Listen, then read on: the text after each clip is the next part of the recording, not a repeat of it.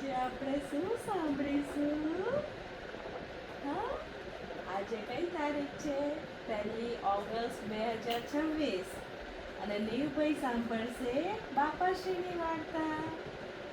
પહેલી વાર્તા સાંભળશો ને? કચ્છમાં બળદિયા નામનું એક સુંદર ગામ અને એ ગામમાં પાંચાભાઈ અને દેવુબા રહે.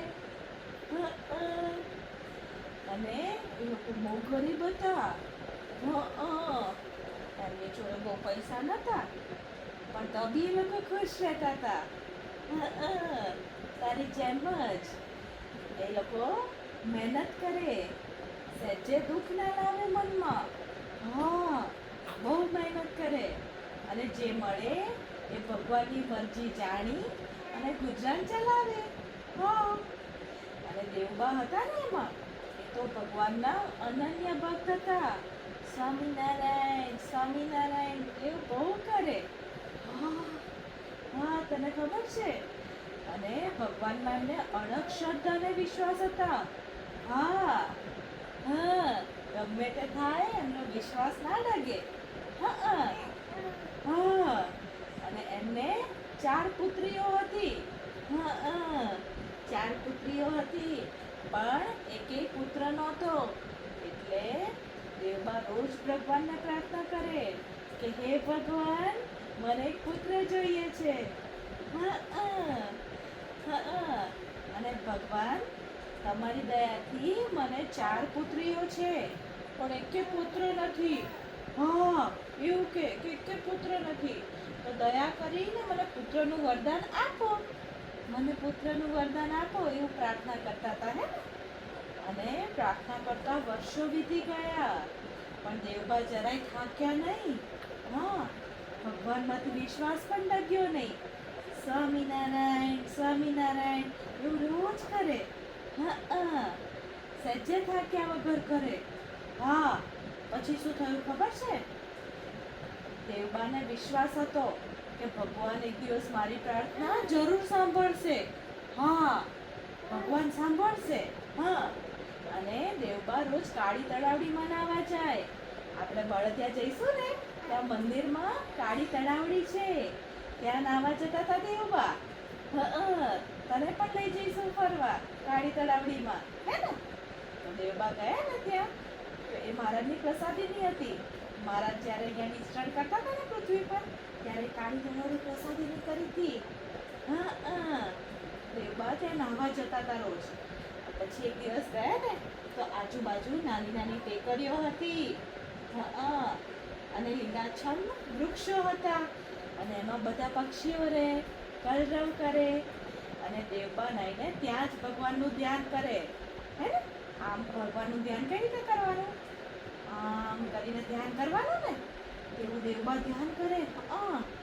અને રોજની જેમ નાહવા ગયા એક દિવસ કે ચલો રોજની જેમ આપણે નાહવા જઈશું, ભગવાનનું નામ લઈશું. અને નાઈને ભગવાનનું ધ્યાન કરવા બેઠા. ઓમ સ્વામિનારાયણ સ્વામિનારાયણ એવું કરતા હતા. અને ત્યાં તો એમને ભગવાનનું સુંદર રૂપ દેખાયું.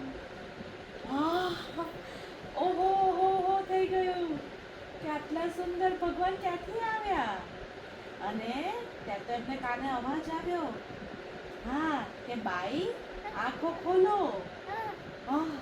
કે આંખો ખોલો. તો એમણે આંખો ખોલીને જોયું, આ કોનો અવાજ છે ભાઈ? આ કોનો અવાજ છે? અને ત્યાં જોયું તો શ્રીજી મહારાજ ખુદ ઊભા હતા. મંદ મંદ હાસ્ય કરતા હતા. અને હા, સામે જ ઊભા હતા. બોલ. હા, બોલો, કેવું જોરદાર કહેવાય. આંખો ખોલીને ભગવાન સામે હોય તો કેવું સરસ કહેવાય. તો દેવબા કે મહારાજ તમે? મહારાજ તમે? તો મહારાજ કે બાઈ, અમે તમારી ભક્તિથી પ્રસન્ન થયા છીએ, વરદાન માંગો. હા, તો દેવબા કે ભગવાન, મને વિશ્વાસ હતો કે તમે જરૂર આવશો. અને મહારાજ હસતા હસતા બોલ્યા કે અમારામાં વિશ્વાસ અને દ્રઢ શ્રદ્ધા રાખે, હા, તેના પર અમે પ્રસન્ન થઈએ છીએ.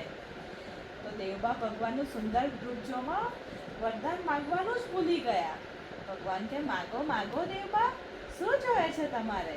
તમે આટલું બધું વરદાન, આટલું બધું તપ કર્યું તો તમને વરદાન આપવા તો આવીએ ને અમે, હે?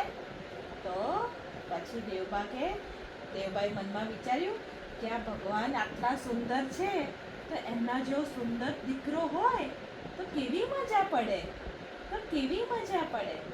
એમણે તો માંગી લીધું. એમણે કીધું ભગવાન તમારા જેવો જ સરસ પુત્ર જોઈએ છે મારે. તો ભગવાન કે ના ભાઈ, અમારા જેવા તો અમે એક જ છીએ. તો દેવબા કે ઓ એવું છે, ઓ એવું છે. તો દેવબા શું કે તો મને તમારા જેવો પુત્ર નહીં મળે. તો સ્વામિનારાયણ ભગવાને શું કીધું કે ના, અમારા જેવા અનાદિ મુક્ત મોકલીશું અમે, અને હજારો લોકોના કલ્યાણ કરશે. તમારે ત્યાં પુત્ર આવશે, જરૂર આવશે, અને એ બી અમારા મોકલેલા અનાદિ મુક્ત આવશે. હા. તો દેવબા તો એકદમ ખુશ થઈ ગયા, અને ત્યાં મહારાજ અદ્રશ્ય થઈ ગયા. પછી દેવબા તો ખુશ થતા નાચતા આવ્યા ઘરે, અને પાંચાભાઈને વાત કરી કે આપણા ત્યાં તો પુત્ર આવવાનો છે, એ પણ શ્રીજી મહારાજ મોકલવાના છે. હા. અને બંને રાજી થઈને ભગવાનનું નામ લેવા લાગ્યા. પછી આપણે જોઈશું કે બાપાશ્રી ક્યારે પ્રગટ થયા, હે ને? એવું કરશું ને?